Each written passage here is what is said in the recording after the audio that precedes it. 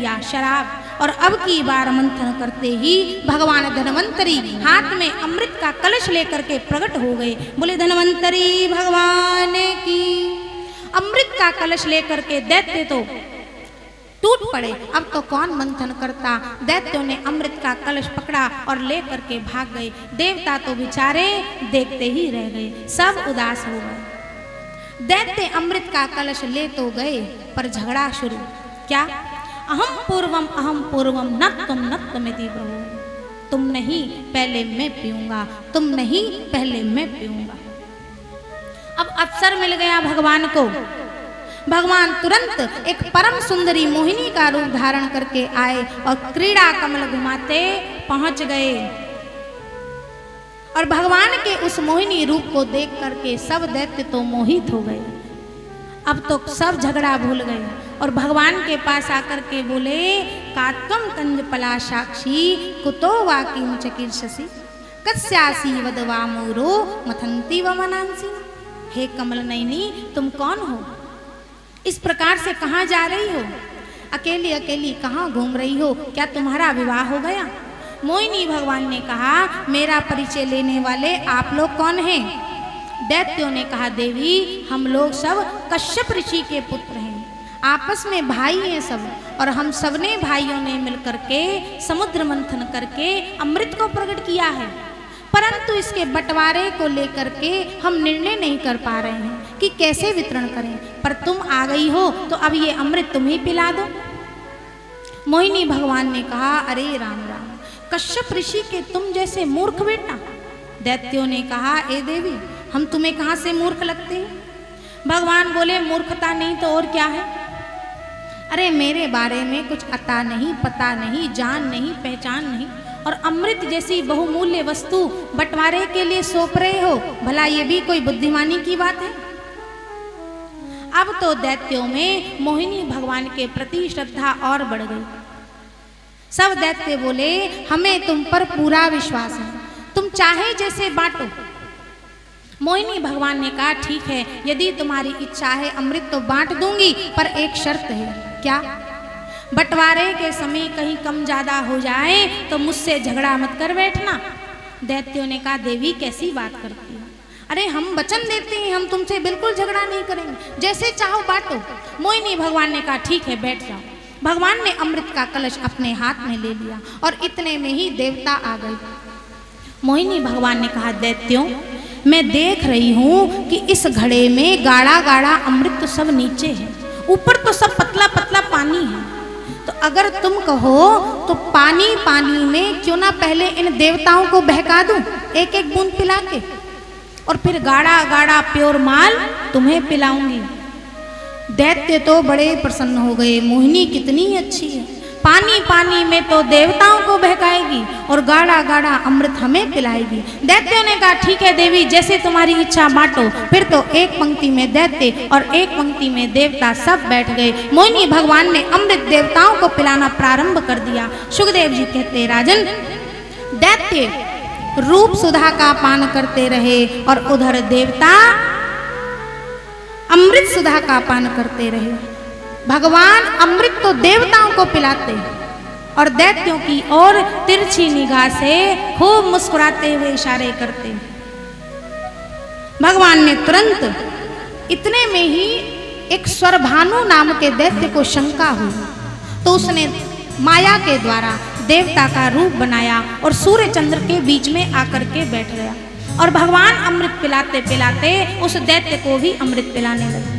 सूर्य चंद्र ने इशारा किया, प्रभु दैत्य है। भगवान ने अपने सुदर्शन चक्र से उसका सिर धड़ से अलग कर दिया, पर अमृत पी चुका था इसलिए मरा नहीं। मोहिनी भगवान अमृत का कलश चंद्रमा के ऊपर पटक करके अंतर ध्यान हो गए। बोली मोहिनी भगवान की। सबसे अधिक अमृत मिला चंद्रमा को। अब दैत्यों को होश आया, अरे हमारे साथ तो छल हुआ है, वो देवी कहाँ गई, अमृत कहाँ गया। सब दैत्य देवताओं पर टूट पड़े। अवश्य ही वो छलिया विष्णु होगा जिसने हम सबको छला है। भयंकर देवासुर संग्राम छिड़ गया, पर देवता अमृत पी चुके थे, बलशाली थे, इसलिए उन्होंने सब दैत्यों को समाप्त कर दिया, मार दिया। सब दैत्य मारे गए और स्वर्ग पर अब पुनः देवताओं का आधिपत्य हो गया। परंतु शुक्राचार्य जी ने सब दैत्यों को मृत संजीवनी विद्या के द्वारा पुनर्जीवित कर लिया। बोलो जय श्री कृष्ण। दैत्यों के राजा बलि ने शुक्राचार्य जी के चरण पकड़ लिए। गुरुदेव, आज आपकी कृपा से हम सब बच गए, आज आपने हमें बचा लिया। शुक्राचार्य जी ने कहा, बलि चिंता मत करो, मैं अब भी तुम्हें स्वर्ग का सिंहासन दिला सकता हूँ। कैसे गुरुदेव, आज्ञा करें। शुक्राचार्य जी ने कहा, बलि नारायण ब्रह्मण्य हैं और यदि तुमने ब्राह्मणों को प्रसन्न करके उनसे आशीर्वाद ले लिया, फिर नारायण तुम्हारा कुछ अहित नहीं करेंगे, इसलिए ब्राह्मणों को प्रसन्न करो। और अब महाराज बलि गुरुदेव के साथ साथ ब्राह्मणों की भी सेवा करने लगा। और ब्राह्मणों को प्रसन्न करना क्या मुश्किल है। भोले भाले ब्राह्मण सब बलि की सेवा से प्रसन्न हो गए। सब ब्राह्मणों ने अपने अपने तपोबल से एक तेजोमय रथ का निर्माण किया और आशीर्वाद के रूप में बलि को दिया। महाराज बलि, कर दो स्वर्ग पर आक्रमण, हमारा आशीर्वाद है कि उन देवताओं को पराजित होना पड़ेगा। बलि ने रथ में बैठ करके स्वर्ग पर आक्रमण कर दिया। सुखदेव जी कहते, परीक्षित, उस रथ से इतना तेज निकल रहा था कि देवता तो उसे देखने में भी समर्थ नहीं हो पाए। अपने गुरुदेव बृहस्पति जी से कहा, गुरुदेव, बलि में इतना तेज कहां से आ गया। बृहस्पति जी ने कहा, देवताओं, इस समय बलि का सामना पूरे त्रिभुवन में कोई नहीं कर सकता, क्योंकि उसके साथ ब्राह्मणों का तप और गुरुदेव की कृपा है। इसलिए अपने आप स्वर्ग खाली कर दो, नहीं तो दैत्य मार मार के अपने आप खाली करा लेंगे। दैत्यों ने आक्रमण किया तो सब देवता स्वर्ग छोड़ करके भाग गए। स्वर्ग पर अब पुनः बलि का आधिपत्य हो गया। शुक्राचार्य जी ने कहा, बलि, इस इंद्र की पदवी पर वही बैठ सकता है जो 100 अश्वमेध यज्ञ करता है, इसलिए तुम जल्दी से 100 अश्वमेध यज्ञ कर लो, जिससे तुम्हें इस सिंहासन से फिर कोई ना हटा सके। बलि ने गुरुदेव की आज्ञा से नर्मदा नदी के तट पर यज्ञ करने प्रारंभ कर दिए और उधर देवताओं ने सुमेरु पर्वत की शरण ग्रहण कर ली। परंतु देवताओं की माता अदिति बड़ी दुखी हो गई। पुत्र के जीवन में यदि संकट आवे तो मां कैसे खुश हो सकती है।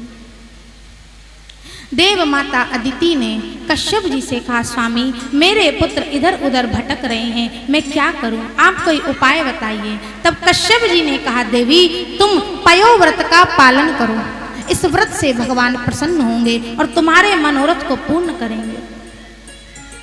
देव माता अदिति ने पयोव्रत का नियम पूर्वक पालन किया। भगवान प्रसन्न होकर के प्रकट हुए। भगवान ने कहा, कहो माता, क्या इच्छा है। अदिति माँ ने कहा, प्रभु, मुझे ऐसा पुत्र प्रदान करो जो मेरे पुत्रों को स्वर्ग का सिंहासन दिला दे। भगवान ने कहा, आप चिंता ना करें, मैं स्वयं आपका पुत्र बन करके आऊंगा। ऐसा कह करके भगवान अंतर ध्यान हुए और अब की बार माता अदिति के घर में भगवान साक्षात स्वयं पधारे।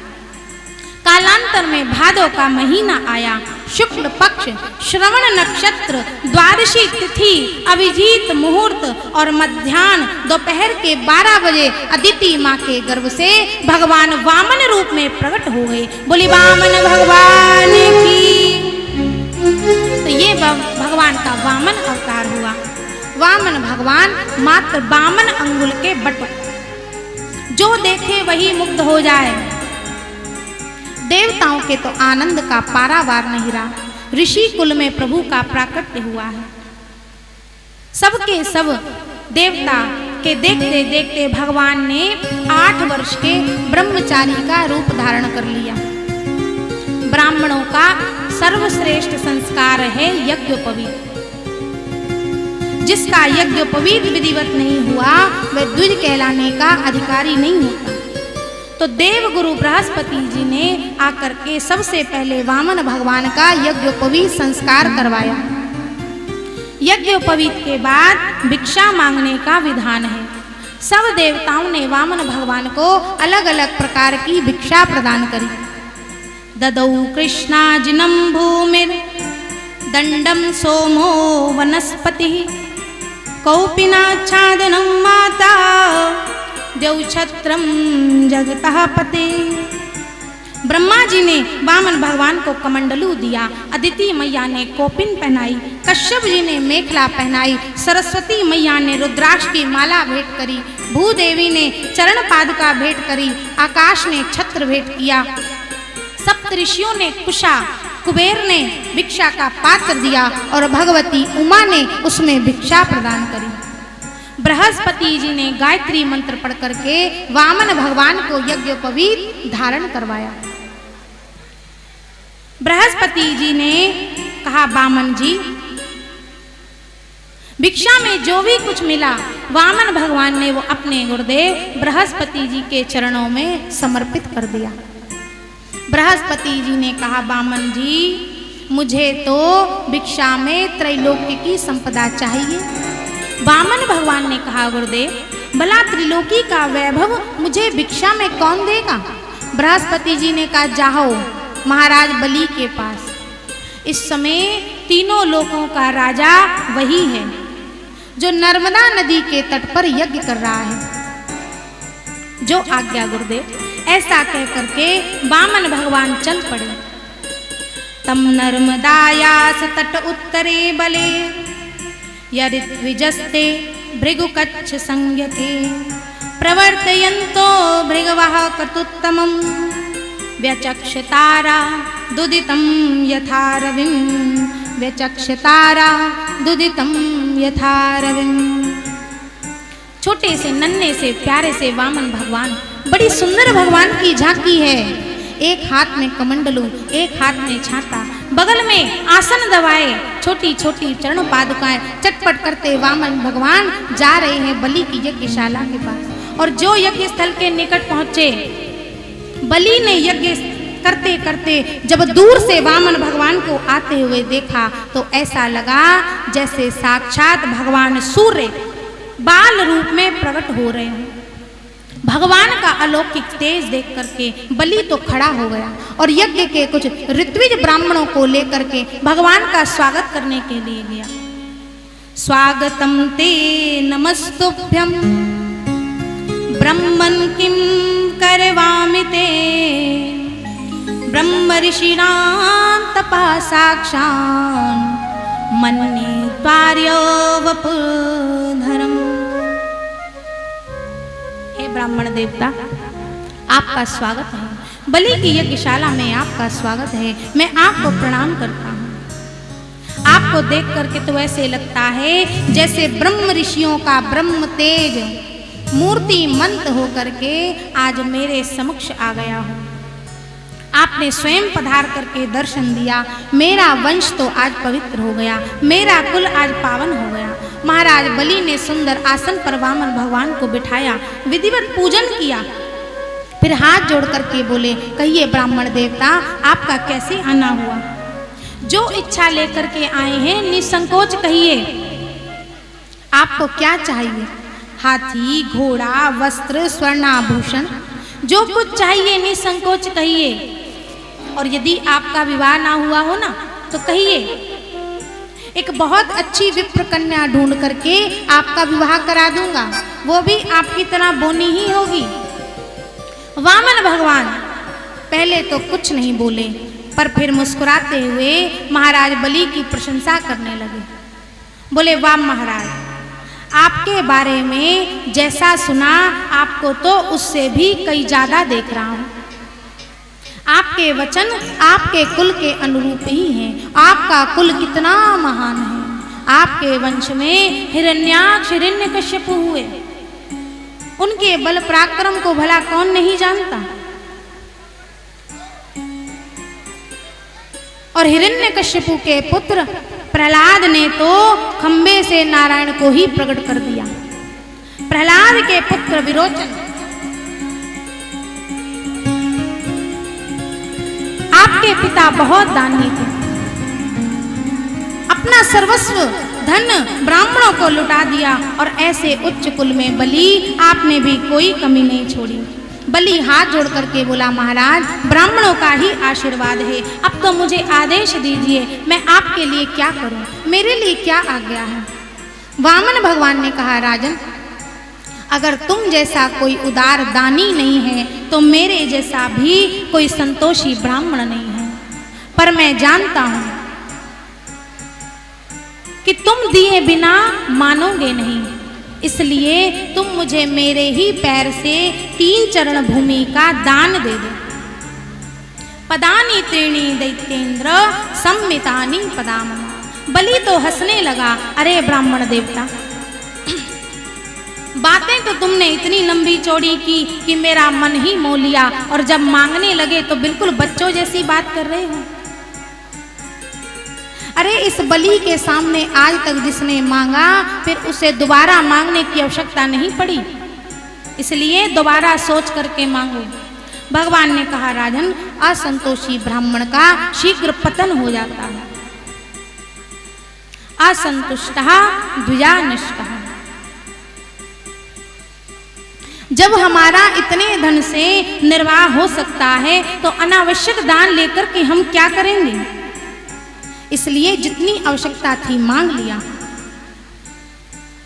बलि ने कहा, मैंने ब्राह्मण तो बहुत देखे पर आप जैसा संतोषी ब्राह्मण आज तक मेरी दृष्टि में नहीं आया।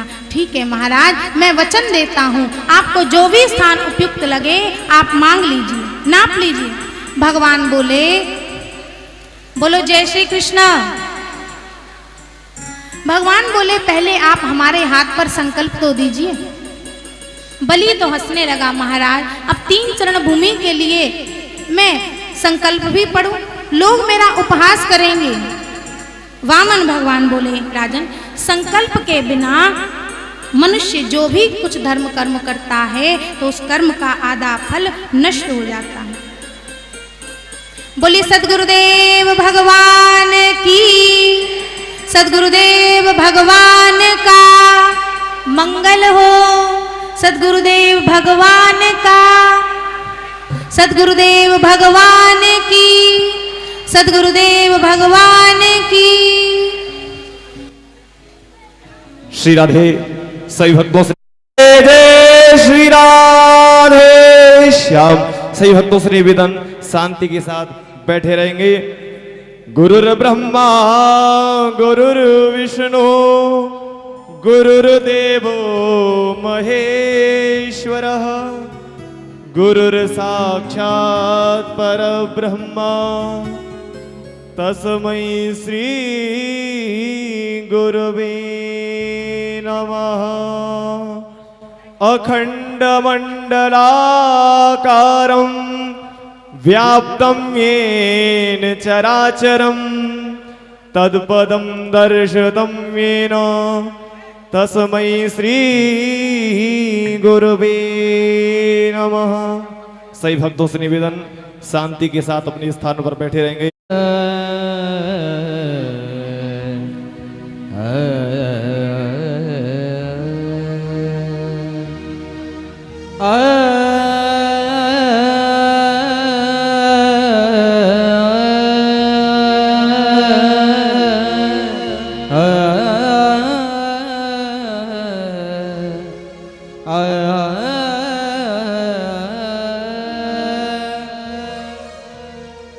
करता करे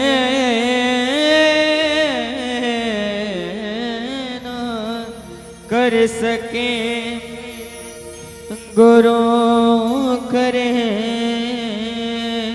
सब होए। करता करे न कर सके,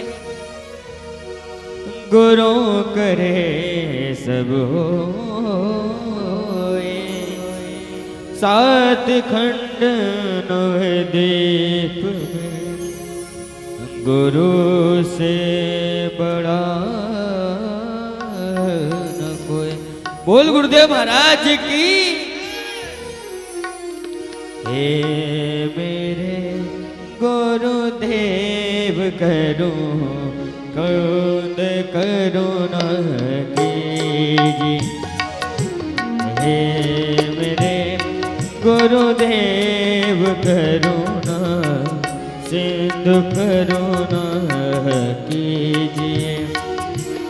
हे मेरे गुरुदेव सिंधु करुणा कीजिए। हो अधम आधीन शरण, हो अधम आधीन शरण, अब शरण में लीजिए। हो अधम आधीन शरण, अब शरण में लीजिए। हे मेरे गुरुदेव करुणा सिंधु करुणा कीजिए। हे मेरे गुरुदेव करुणा सिंधु करुणा कीजिए। हो अधम आदीन शरण, अब शरण में लीजिए। हो अधम आधीन शरण, अब शरण में लीजिए। हे मेरे गुरुदेव करुणा सिंधु करुणा कीजिए। मेरे गुरुदेव करुणा सिंधु करुणा कीजिए।